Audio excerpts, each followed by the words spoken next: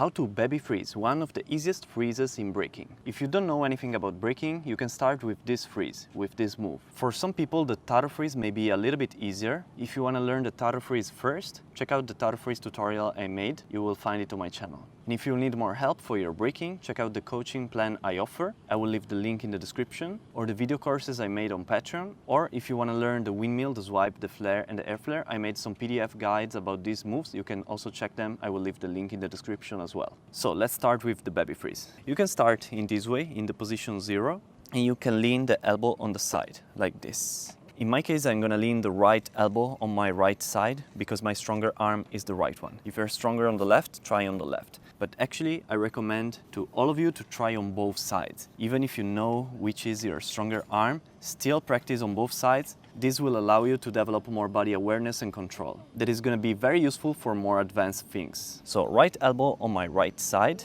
and left elbow on the leg, like this.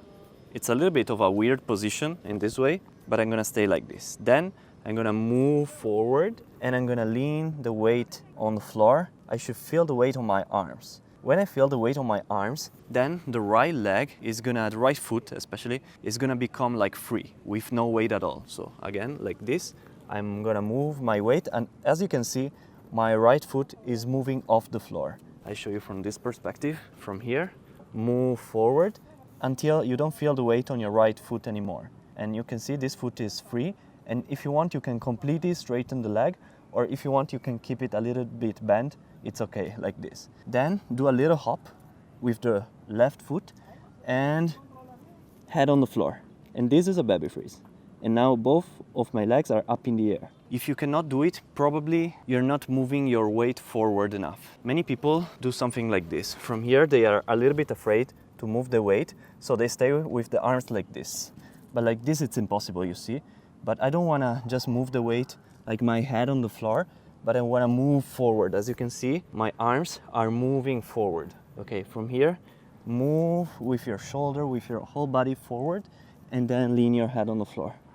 Usually this is the easier way to start with the baby freeze. For some people, if they know already how to do a Taro freeze pretty well, they may feel a little bit more comfortable starting from a Taro freeze and then turning to a baby freeze. The difference between a Taro freeze and a baby freeze is mainly about the elbow position, because in a Taro freeze, your elbow is close to your belly button, to your stomach. But in a baby freeze, is exactly like a side freeze, so your elbow is gonna turn to the side. So if you wanna transition from a Taro freeze to a baby freeze, you should turn your whole body like this to the side in order to lean your elbow on the side. I'm gonna show you from the Taro freeze. Here, like this, you can lean your head on the floor, and then you should turn your legs like this and turn your whole body. So right now I'm leaning on the side and not to the stomach anymore. Some people may find easier the first way, starting like this. Some people may find easier starting from a Taro freeze. Just experiment yourself. Also try on both sides until you figure out how to do it. When you lean your head on the floor, be careful, don't lean your face on the floor. Don't lean your cheek on the floor, but lean this part of the head on the floor. Kind of like a 40-degree angle. It's not the side of your head, it's also not the top of your head, but it's kind of like diagonally here, this part of the head. That is kind of like 45 degrees, okay? The baby freeze is a very important freeze because from here you can do many transitions, many combos, so I really recommend you to learn properly. Make sure you can hold it for as long as possible. Maybe at first it's gonna be only a few seconds, but then try to aim for 5 seconds, then try to aim for 10 seconds, and try to aim for even longer until you feel very comfortable in the baby freeze. Once you can do that, you can play with different leg shapes, different variations. I'm gonna show you just a few examples. So this is the regular baby freeze. This is a figure 4 baby freeze, but you can also play with your legs like this, both legs straight, or in other ways.